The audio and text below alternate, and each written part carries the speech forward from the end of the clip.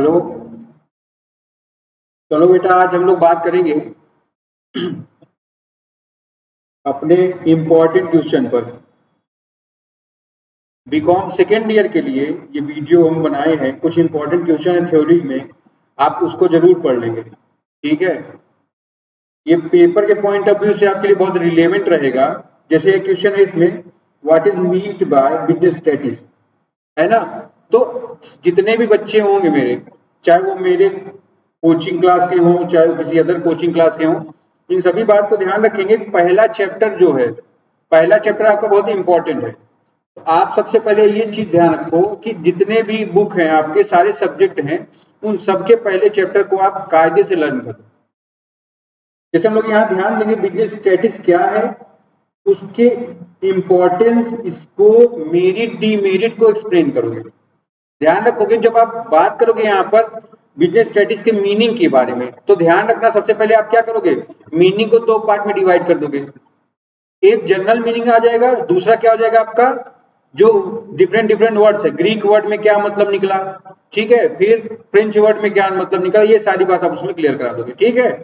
उसके बाद ध्यान रखोगे, जब आप बात करोगे क्वेश्चन नंबर 2 का, तो ये भी थ्योरी के पॉइंट ऑफ व्यू से बहुत इंपॉर्टेंट चैप्टर है आपका, जिसका नाम है आपका टाइम सीरीज। देखेंगे टाइम सीरीज क्या है, टाइम सीरीज का इंपॉर्टेंस और कंपोनेंट क्या है। इसी चैप्टर में क्वेश्चन है आपका जिसमें ट्रेंड एनालिसिस के बारे में बात किया है, और उसके डिफरेंट डिफरेंट जो कंपोनेंट है उसके बारे में बात किया है, ठीक है। तो जो सिलेबस रिड्यूस हुआ है उसके वजह से काफी सिलेबस आपका छोटा हो गया है। तो ये जो चैप्टर जो है, मैंने इनको पहले लिखा हुआ है, इन दोनों पर आप प्रॉपर कमांड बना के रखो। ध्यान रखना, ये दो चैप्टर पेपर में आने ही आने, ऑलमोस्ट आपको इस पूरे चैप्टर को कंप्लीट कर लेना है। उसमें क्या इंपॉर्टेंट है क्या इंपॉर्टेंट नहीं है, इस बात को डजंट मैटर कर।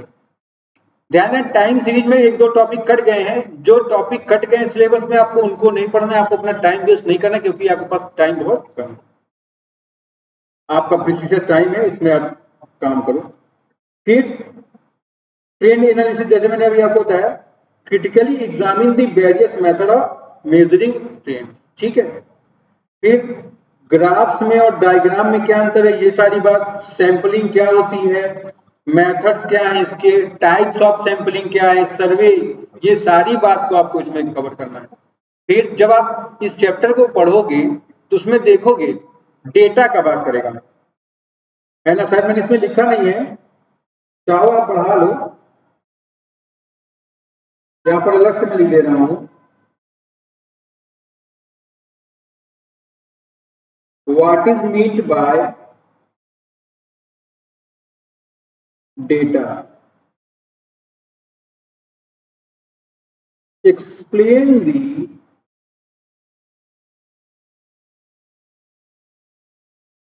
difference between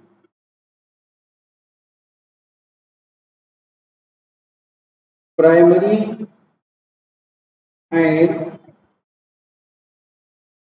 secondary data।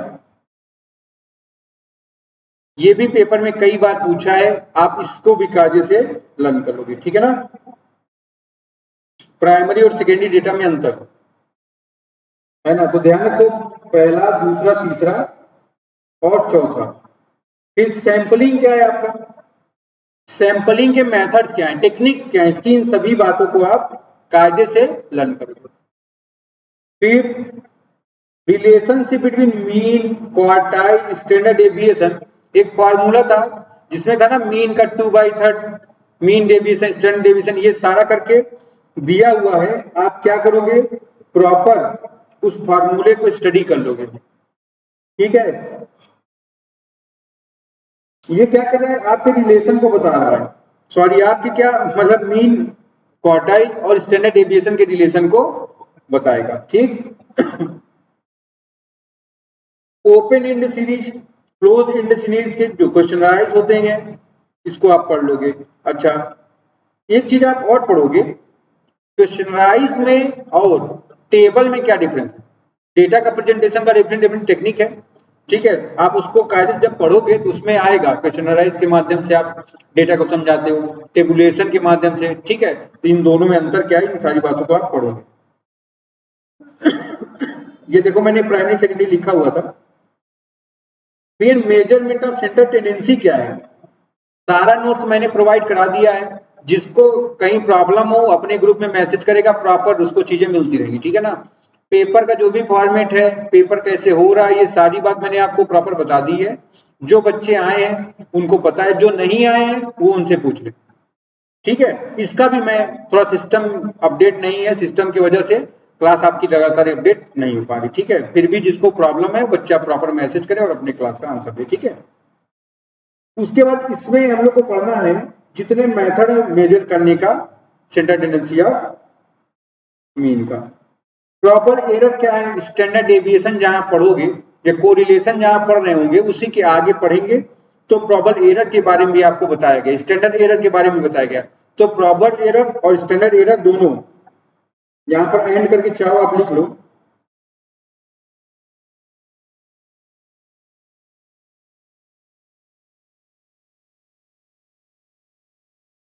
दोनों को एक्सप्लेन करोगे,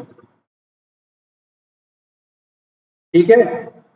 फिर कार्ल पियर्सन और बाउले, इन दोनों को मेजर करने का टेक्निक, और इसमें कंपेटिटिव स्टडी करोगे आप, दोनों का मेन डिबेट प्रॉपर, इन सब चीजों को आप देखोगे जो है, इसको भी आप कायदे से पढ़ोगे। फिर क्लासिफिकेशन टेबुलेशन अभी आपको मैंने बताया कि, ठीक है। ये सारी बात इतनी जो हमारी हो रही है ये सब हो गया आपका स्टैटिक्स में, थ्योरी में। जब आप बात करोगे न्यूमेरिकल की,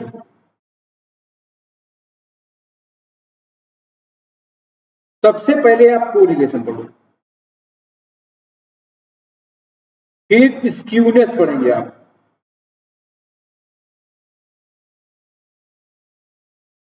फिर स्टैंडर्ड डेविएशन पढ़ना आपको बहुत जरूरी है, फिर मीन, मीडियन एंड मोड आपने पढ़ रखा है, इसमें कोई डाउट आपको नहीं होना चाहिए। अच्छा, और कोई चैप्टर जो आपको बच रहा हो। एक क्वार्टाइल डेविएशन में Q1 एंड Q3 की वैल्यू आप पढ़ लिए होंगे, ठीक है। कंबाइंड मीन भी पढ़ लेंगे, कंबाइंड स्टैंडर्ड डेविएशन से रिलेटेड बहुत सारी क्वेरी मेरे पास थी, क्या उसको पढ़ा जाए नहीं पढ़ा जाए। देखो बेटा आपको पढ़ा सब दिया गया है, उसमें कोई प्रॉब्लम नहीं है, आप उसको पढ़ सकते हो। अब कोई चैप्टर छूट रहा हो तो आप बता सकते हो हमको।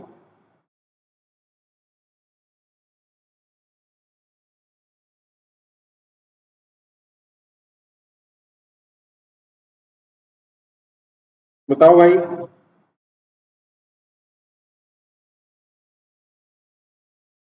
प्रोबेबिलिटी से भी अगर आप सवाल पढ़ ले रहे हो, ठीक है ना। अब ध्यान रखना इन सबको पढ़ने के बाद अगर आपके पास ऑप्शन है, आप चाहो सारे को रिवाइज करो और एक चैप्टर आप कोई भी जो आपका मन करता है, जो जिसके बारे में डाउट हो आपके दिमाग में ज्यादा, उसको आप छोड़ दो, ठीक है ना। हम ये हमेशा कर सकते हैं, जब अगर हम चॉइस के बेस पर पढ़ेंगे तो सारा पढ़ने के बाद एक जो चाहो आप उसको छोड़ सकते हो, ठीक है। तो ये कुछ मेरे तरफ से इंपॉर्टेंट चैप्टर है, क्वेश्चन है, अगर आप चाहो बीकॉम सेकेंड ईयर के पेपर के लिए आप इसको यूज कर सकते हो, ठीक है।